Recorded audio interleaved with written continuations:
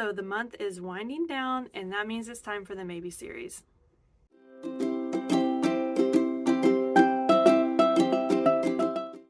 Hi, hello, and welcome back to my channel. My name is Alex, and today is the March Maybe series. I cannot believe that February's over. Honestly, and I know February is already a really short month, but February was so crazy for me in the weirdest way. Not a lot of work and stuff until the very end of the month, and then everybody wanted work. I don't know. And then just lots of family stuff happening in February. I felt like I was busy every minute. I don't know. Before we get into it, make sure you hit all the buttons down below so you know when I'm posting. I post every week, and all we do on this channel is talk about books. So if you like listening to people talk about books, here I am every week doing just that for you. So if you're new here, the Maybe series is a list that I compile towards the end of the month of the books that I might read in the upcoming month. Put a little picture here, and I tell you why it's on the list. Sometimes I get into the synopsis, sometimes I don't, because sometimes I just don't remember. This isn't a huge breakdown or everything. This usually moves pretty quickly, and it just kind of gives you an idea of what I'm looking for in the upcoming month and what I might be reading. And I pare down what I'm reading from this list. I usually read 2 or 3 books a month, and there's always a spot on my list every month for my book club book. I run a book club, and I don't always have a lot of control over what ends up on that, coming out of that, but yeah, there's a spot every month for my book club book. Let's not waste any more time. Let's get into it. Okay, so when I was making this list, I had a really clear path at the beginning, and then somewhere along the way we just took a hard turn. I don't know what happened. I don't know how I'm gonna pick either. Usually when I sit down and make this Maybe series, I have a couple of front runners already in my mind. I'm definitely interested in this. I have no idea how I'm gonna pick between these books. I really don't. But let's start. So when I first made the list, I was okay, back to my January goals, my goals for 2024. One of them, it's a big one, is to finish some of my series. So I think about every other month I need to read a book in one of my series. So I'm gonna make that a priority. We've already gone 2 months and I've not touched any series books. I actually opened a series in January, which bad form, whatever. But so I need to start working on them. So the first one we're going to talk about is The Retreat by Pearse. This is the sequel to The Sanatorium, which y'all have heard me talk about The Sanatorium on my channel a lot. I absolutely love that book. Okay. And so The Retreat is the sequel to The Sanatorium. And like I said, I talked about this, I think, in my open series books. Pearse has not finished the series. She published this in 19, I think, and then I remember saying I don't know if that's the only book. It's not, because she's releasing another one this year. So if I read this one though, then it would kind of help me stay on top of that series and not let it get too far away from me. But yeah, The Sanatorium was a thriller.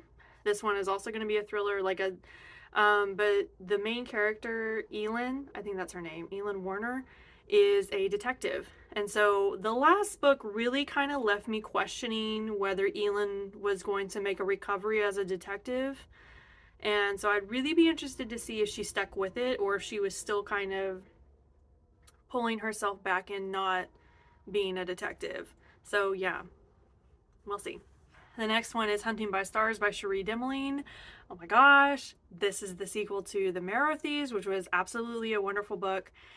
Hunting by Stars has been on so many Maybe series that it makes me sick to put it back up here because I haven't finished it. Haven't finished the series, and Hunting by Stars, I'm not kidding you, has probably been on 5 Maybe series last year. So I really feel like I should read this. Plus I love The Marrow Thieves and I love Cherie Dimaline, and I really want to see how she finishes out this series, but this book is thick. I don't know why she had to do that to me. It's she knew that I couldn't do it, and she was we're gonna make it extra thick for Alex because I know she's not gonna finish. It's thick. But the other one, The Marrow Thieves, read so easily. I don't feel like it's gonna be hard for me to get through it. But yeah, I have some sort of a hold up against big books because it just feels really overwhelming to me. But yes, here she is, Hunting by Stars, Cherie Dimaline. I want to finish it this year. Okay, the next one is A Worthy Opponent by Katee Robert. A Worthy Opponent has also been on a couple of baby series. The Katee Roberts series, this is the Wicked Villain series. If you're not familiar, it's basically like smutty Disney villain gets the heroine or hero. Wow. So yeah, this one is Hook and Tinkerbell, I'm pretty sure. And this is a really big series. I can't remember now offhand how many there are, but it's kind of one of those things where I just need to keep like cracking away at it slowly. And these are very easy to read and very fun. And I've read a lot of Peter Pan-esque type things in the last few years. And so I'm really eager to see how this turns out, because both Hook and Tinkerbell characters have been in the other two Katee Robert book series. Like in this Wicked Villain series, they've made cameos. And so I kind of know who they are. And in the small amount that I've read of how she's written James Hook, I'm very intrigued, okay, as to how that's gonna go. So yeah. Okay, this is kind of where we took a little turn, because it gets really weird. The next book I'm going to talk about is People Who Eat Darkness by Richard Lloyd Parry. This is true crime, okay? First of all, I don't read true crime. Like, I've maybe read 3 true crime novels in like my entire lifetime. I don't typically read true crime novels because they're usually very disappointing to me. Not like the content, like the ending. You know, like the justice system in general usually isn't as satisfying as like fictional justice. And so typically when I read true crime, a lot of it's either like they don't catch the person at all, or they do catch the person and it's like a very dissatisfying type of ending, or even worse, they know exactly who did it, but they don't have enough evidence to convict them or try them or arrest them. And so the person like gets away forever, even though they know they did it. That's the worst outcome to me. But that has happened a few times in the true crime novels that I've read. So I typically try to stay away from true crime. One, because it's just sort of depressing, because this is actually real stuff that's happened to real people. And 2 is the justice is not as satisfying as fictional justice. And that's just kind of how the world works, I suppose. So this one is about a girl that goes missing in Japan in 2007, maybe 2009. I can't remember now. And this is sort of like them digging into this girl missing and possibly uncovering like a trafficking situation. It sounds interesting, but then again, like, I'm telling you, it sounds so sad. And I don't know why this popped up for me. I don't know why I was like, yes, I want to read that, but here she is. We shall see. It does sound interesting. Like, the whole idea of it sounds very Taken, if you will, but like in real life, and I can't handle in real life that well. So we'll see. The next one is A Death at the Party by Amy Stuart. Thriller. I feel like the cover really gives thriller, you know, like this whole shattered beauty type of thing. I don't know, like when you look at thriller covers, like this is a really popular concept. But yeah, I like, on the one part of my brain it's like, why is this a popular concept? It's a flower. But then on the other part of my brain it's like, immediately I know it's a thriller. I don't know why. I don't know. Some sort of weird marketing trick or something there, but it's definitely working. So this book, the reason this caught my attention is because it's supposed to be in real time, like a 24-hour period in real time of a body being discovered at someone's house by the woman, and then them trying to like piece it together. So basically she's throwing a dinner party, and she wakes up in the, like, we start with her waking up in the morning and like prepping for this huge party that she's having at her house, and then somewhere along the line she like goes down to her pantry or something and there's a body there. Like there's a party happening upstairs and there's a dead body down there. And yeah, so this is like, the reason it's catching my attention is because it's saying that it's in real time, which means that like at some point everything's going to come full circle within that 24 hours. And I'm interested to see how Amy Stuart does this. This does have quite a high rating, so like, you know, I'm interested in that. But yeah, it's been a minute since I've read a really tight thriller. And when I say that, I mean like absolutely no plot holes and just, pace is excellent. This has the potential to have really good pace because they've limited the window, right? So I'll be in, I don't know. This will depend if I can get it from my library and like if when I'm like completely nailing down my final lineup, if it still interests me. I have a very fleeting window of interest. Okay, the next one is Please Don't Tell by Laura Timms. Obviously, this is another thriller-ish looking one. So this is about, okay, so we have two friends, and the main character is the best friend, right? And her best friend has a boyfriend that does something to her, and so the best friend's all mad, and she's like, I hate this guy, and then they all get drunk at a party one night, and then when she wakes up, that guy's dead. And so she goes through the rest of her life completely convinced that she's the one that killed him because she had a lot of beef with this guy, and like they all got blackout drunk, and when she woke up he was dead. And I can't really remember the rest of the synopsis, but from what I can tell, either like she thinks she did it and she turned herself in, or like she thinks she did it and she didn't tell anybody and somebody else took the fall for it, and then we kind of see how it all shakes out in the end. Like the whole story ends up coming out. One reason why this is not hitting a high note for me is because it sounds like a YA novel, and like just by the picture on the front it looks like a YA thriller novel. The last couple of thrillers that I read that were YA were just not very exciting and like just didn't have what I was looking for, and so I don't know. I'm gonna read the synopsis again though to see if I can get like a little bit more of a concrete idea about the direction that this book is going, because like maybe it's like Jar of Hearts where like it's a crime that happened when they were younger but it's not getting like solved or dealt with until they're much older, so then it's not really a YA novel, it's more of an adult novel with a YA past. So yeah, I might look into it, I might not. This sounds interesting. Like I'm not sure if the premise works or not. Like I said, I'm gonna have to dig back into it and look again. Okay, I happened upon this book. This has been on my TBR for forever, and I just like totally forgot that it existed. It's A History of Wild Places by Shea Ernshaw. Okay, first of all, the cover is giving me a lot of vibes, even though it's like super understated cover. Like I really, really like it. The whole idea of this book is like hitting a lot of high notes for me. So basically we have this guy that's like a human, like missing persons finder. So basically either he's like psychic or something, and like he can find missing people. Like you give him an article from this missing person and he can like literally find them like a tracking animal or something. And so they're looking for this missing girl.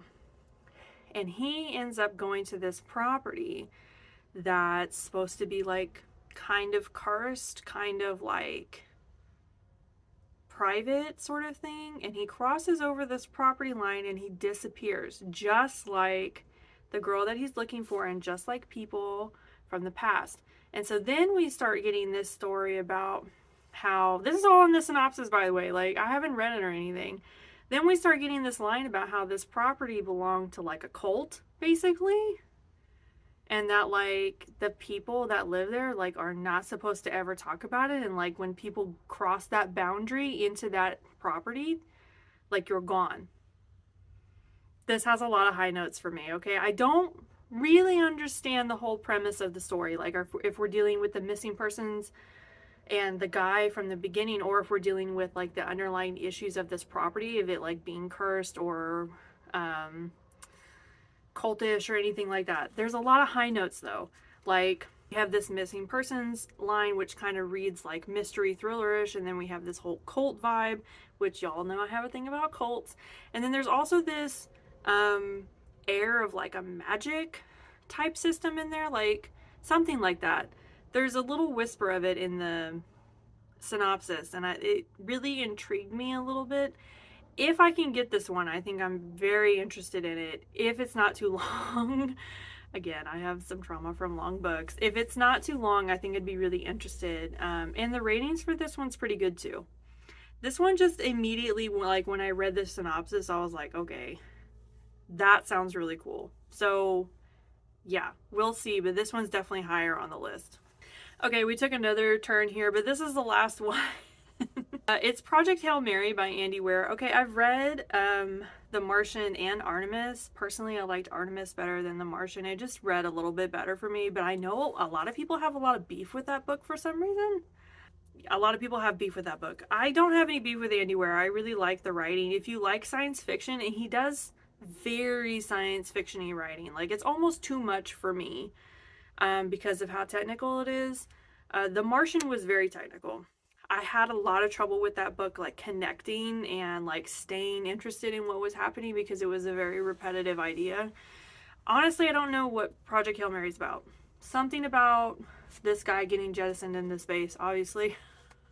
I read the synopsis, but like I didn't retain very much of it. I think he's on a ship and he's supposed to be with some other crewmates, and he wakes up from like hydro sleep, and his other crewmates are not alive, and so he's stuck on this ship alone. And I don't think he was supposed to wake up. Like, there's obviously some sort of a malfunction happening, and like I don't think he either wasn't supposed to wake up yet, and he woke up too early, or they weren't supposed to wake up at all. Like, period. None of them were. Obviously, two of them didn't wake up, so there's some sort of an issue here happening. Yeah, like I said, I read both The Martian and Artemis. I like Andy Weir's writing, and he has one other book besides this one out. I think I can't remember what it's called. But Project Hail Mary has gotten a lot of buzz over the last couple of years. Like, a lot of people have read it and really liked it. So yeah, this book is thick though. Seems to be a theme this month. And that does worry me with Andy Weir because, like I said, he can be really dense with his writing, and it's not dense in a way that works for me, which means it's usually very science dense, and that's very hard for me. I don't like to work that hard when I'm reading. I'm here to have a good time, right? I'm not here to like have a chemistry lesson, right? And I know some of you guys like that. I'm so happy for you. It's not me. We'll see. But yeah, I saw this and I was like, man, everybody's been talking about this book lately, and I do like Andy Weir, so why not add it to the list? Okay, that's all I have for you guys today. Like I said, this list was weird. I felt like it was all over the place. Like, we have, you know, I came in with my structured books at the beginning. Like, I knew I wanted to start cracking down on my series, and then, like, I don't know what happened. Death. Lots of death. I'll be interested to see, like, I'm sitting here like, oh, I wonder what she's gonna pick. I don't know what I'm gonna pick. And that's how it is every month. Like, I literally sit down, and usually, like, I just look through my library, and my library kind of helps me narrow it down because, like, sometimes stuff isn't available or they don't have it at all. And I typically get everything from my library because it's free, and that's what I like to do, is read free books. So my library usually helps me narrow it down quite a bit, so we'll just have to see what they have and then see how I'm feeling. It's gonna have to be soon. Make sure you hit all the buttons down below so you know when I'm posting. I post every week, and we're coming up on March, which, if you guys don't know, my channel anniversary is in March, and we will talk about more of that when we get into March. But there's gonna be a giveaway in March for my channel anniversary, and I hope that you guys will stick around and tune in and enter and all of the things for that. Like, that's a really exciting month for me. And yeah, so I will see you guys next time. Bye.